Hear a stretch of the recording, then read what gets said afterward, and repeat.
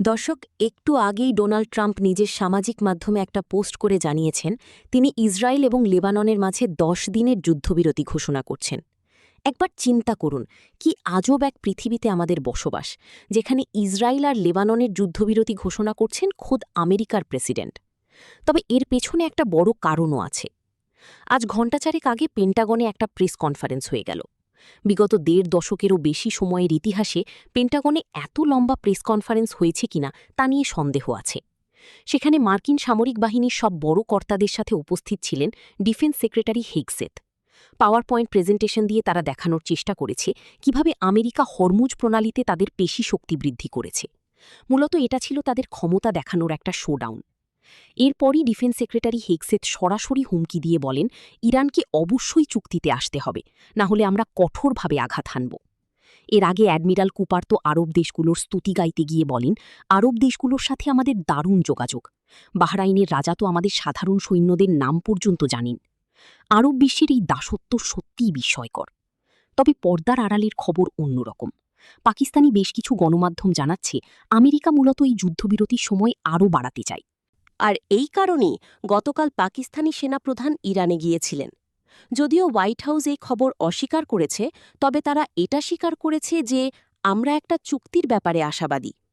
পুরো সমীকরণটা মিলালে পরিষ্কার বোঝা যায় ট্রাম্প মূলত এই ইরান যুদ্ধ থেকে যে কোনো মূল্যে বের হতে চাইছেন। পেন্টাগনের এই লম্বা প্রেস কনফারেন্সের একটাই উদ্দেশ্য, ইরানকে ভয় দেখিয়ে চুক্তিতে বাধ্য করা। কিন্তু ইরান কি চুক্তিতে যাবে? আল জাজিরার সাংবাদিক আলী হাশেমকে এই প্রশ্ন করা হলে তিনি জানান ইরানের নেতারা চরমভাবে আমেরিকাকে অবিশ্বাস করছেন। কারণ লেবাননে এখনও পুরোপুরি যুদ্ধ থামেনি, আর আমেরিকার আটকে রাখা ইরানের টাকাও তারা ফেরত পায়নি। হয়তো এই অবিশ্বাসের বরফ গলাতেই ট্রাম্প তড়িঘড়ি করে লেবাননে ১০ দিনের যুদ্ধবিরতি ঘোষণা করেছেন। লেবানন সরকার এবং হিজবুল্লাহ এটিকে স্বাগত জানালেও হিজবুল্লাহ সাফ জানিয়ে দিয়েছে তারা আগে দেখতে চায় মাঠে ইসরায়েল কি করে। এদিকে আজকের প্রেস কনফারেন্সে মার্কিন ডিফেন্স সেক্রেটারি হেগসেথ বড় গলায় দাবি করেছেন আমরাই এখন হরমুজ প্রণালী নিয়ন্ত্রণ করছি। কিন্তু তার এই কথার পরপরই ব্রিটিশ স্কাই নিউজের সামরিক বিশেষজ্ঞ শন বেল সরাসরি প্রশ্ন তুলেছেন আমেরিকার মানুষ ছাড়া পুরো পৃথিবীর কারও এটা বিশ্বাস করার কোনো কারণ নেই। আমেরিকা যদি নিয়ন্ত্রণই করে তাহলে ওই পথ দিয়ে কোনো জাহাজ যাতায়াত করছে না কেন? আজকাল মনে হচ্ছে ব্রিটিশ মিডিয়াও আমেরিকার কোনো কথা বিশ্বাস করছে না। চীনও আজ আমেরিকার এই হরমুজ অবরোধের সমালোচনা করে বলেছে আমরা কোনোভাবেই জঙ্গলের আইন মেনে নিতে পারি না।